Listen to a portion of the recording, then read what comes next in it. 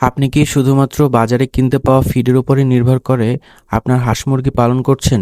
তাহলে আজকেই আপনার এই খাদ্যাভ্যাস পরিবর্তন করতে হবে। কারণ বড় বড় সফল খামারিরা বলে শুধুমাত্র ফিডের উপরে নির্ভর করে কেউ যদি হাঁস মুরগি পালন করতে যায় তাহলে তার লাভ করা কখনোই সম্ভব না। কারণ ফিডের দাম অনেক বেশি।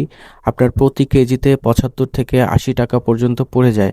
তাই আপনি অবশ্যই ফিডের পাশাপাশি ওদের এমন কিছু খাবারে অভ্যস্ত করতে হবে যেই খাবারগুলোর মধ্যে ওদের পর্যাপ্ত পরিমাণ প্রোটিন, ভিটামিন, ক্যালসিয়াম ও অন্যান্য দরকারি যত উপাদান থাকে সেটা মজুদ থাকে।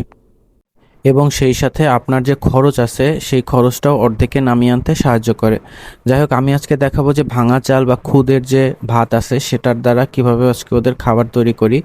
আমি আজকে প্রত্যেকটা জিনিস স্টেপ বাই স্টেপ দেখিয়ে দেবো যে কিভাবে এটা মেক করতে হয়। তো প্রথমে আমি খুদটাকে সেদ্ধ করে নিলাম ভাতের মতো করে।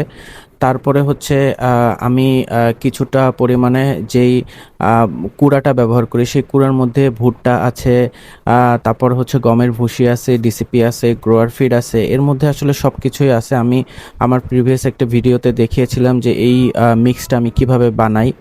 আপনারা চাইলে আমার পেজ থেকে সেই ভিডিওটি দেখে নিতে পারেন।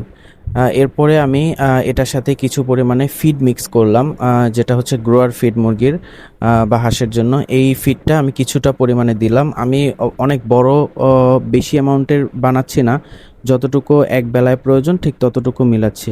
তো এরপরে হচ্ছে আমি এই যে ভাত যেটা আছে সেটা হচ্ছে আমি দিয়ে দিলাম এটার সাথে, এবং একটু পরে খুব সুন্দরভাবে একটা চামচ দিয়ে বা কোনো একটা লাঠি দিয়ে খুব সুন্দরভাবে এটাকে মিক্স করে নিতে হবে যাতে ভাত এবং কুড়াটা খুব সুন্দরভাবে এটার সাথে মিশে যায়। এবং অবশ্যই ভাতটাকে ঠান্ডা করে নিতে হবে যাতে ওদের খেতে সমস্যা না হয়। এবং এটার সাথে আমি কিছুটা পরিমাণ জিঙ্ক দিয়ে দিলাম, যাতে হচ্ছে ওদের বৃদ্ধিটা আরেকটু দ্রুত হয় এবং খাবারের গুণগত মানটা আরেকটু ভালো হয়। পরবর্তীতে ওদের আমি রেনা ডাব্লুএস যে মাল্টিভিটামিন আছে এটাও আমি পানির সাথে মিক্স করে ওদের খেতে দিলাম। কারণ অনেক দিনে ওদের মাল্টিভিটামিন খেতে দেওয়া হয়নি, এবং এই প্যাকেটের গায়ে সম্পূর্ণ নির্দেশনা লেখা আছে যে কিভাবে কি ওদের এইটা খাওয়াতে হবে। তো এরপরে আমি একটা বাটিতে যেই মিশ্রণটা আমি মেখেছি সেইটা সুন্দর করে ওদেরকে খেতে দিলাম।